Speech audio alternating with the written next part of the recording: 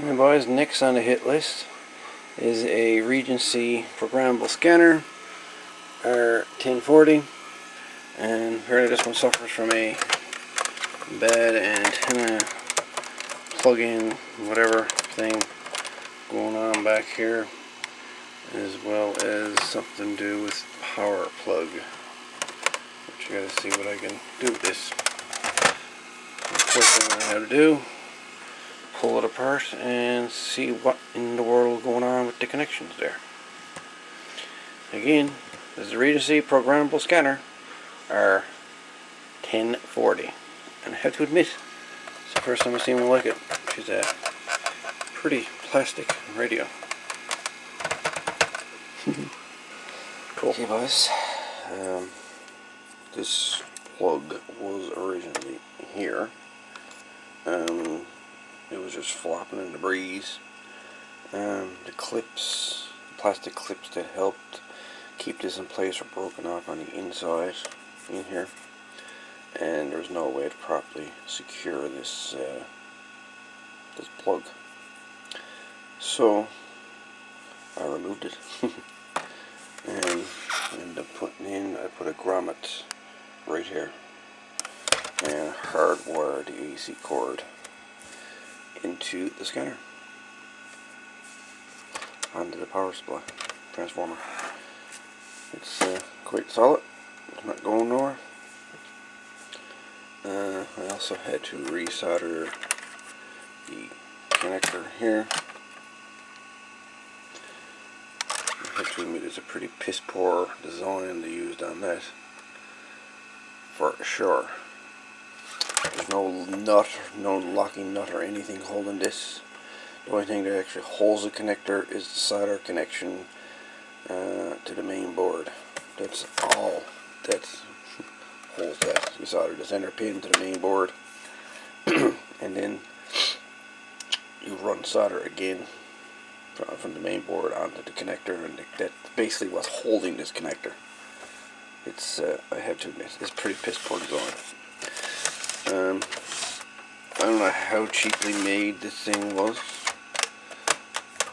or how much it might have been years ago, but it's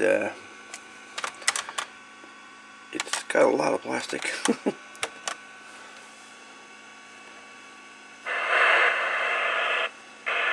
Does work.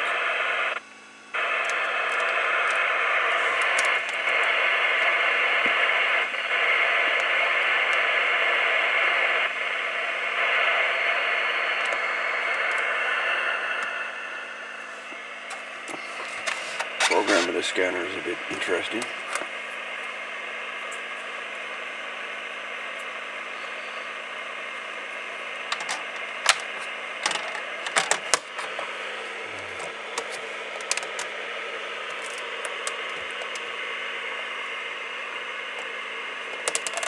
I like the design of that antenna rudder. But basically, change hands here on the camera. So basically, when you program this thing, you have to put this switch in manual,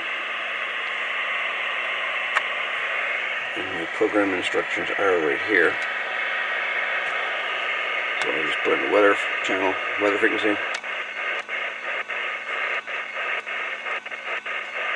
Kilometers per hour, wind gust 41, barometric pressure 101.5 kilopascals and falling. Conditions for And then you can verify the actual frequency you got pulled in by pressing the verify button each time, and each digit will actually display on an LED. Well, the LED will light up the corresponding to the number 1, 2, 3, 4, 1 through 10. So I got 162,400 put in here. 1, 6, 2, 4, 0, 0. And there you go. Friday afternoon. Showers Friday late in the day. The only thing I can't quite figure out with this thing, I know on other Regency scanners that I'm reading up on, that while the LED is blinking after you put in your frequency, it's like it's put into a temporary memory, if it makes any sense. Because when I go to actually put this thing into scan, or even hit step, channel 1, it's a 10 channel scanner, and I go to step to the next channel, and by the time I come back to 1, 1 has been erased.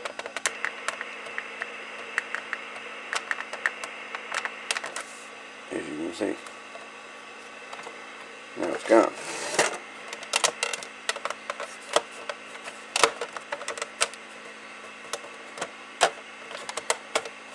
Oh, Lord.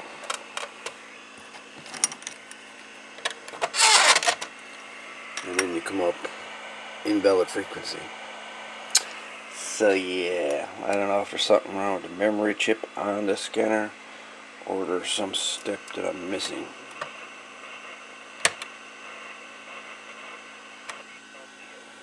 It's kind of weird. Conditions for Cape, race at 7:30 a.m. Newfoundland Daylight Time. Temperature 17 degrees Celsius. But in any event, the scanner is working. The memory chip, I'm not sure how that's working, but there you go. Anyways, all the best. And of course, this is a Regency programmable scanner R1040. And I'd like to make one note about this scanner. When this unit is plugged in, like to an outlet, the on and off switch, that just turns off the secondary of the transformer. The transformer is always powered. It's always turned on. So